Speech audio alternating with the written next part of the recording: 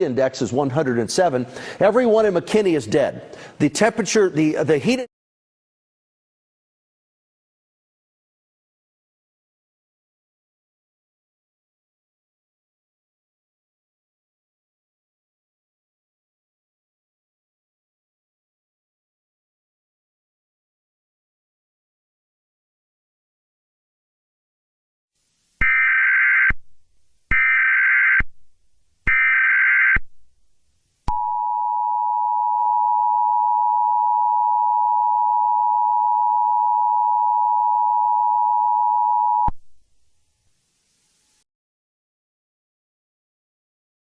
The National Weather Service in Fort Worth has issued an excessive heat warning for southwestern McKinney County in northeastern Texas until 1 a.m.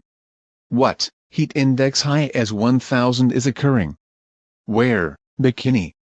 When? Until 1 a.m. tomorrow. Impact: heating temperatures will kill crops and will bring the lack of rain.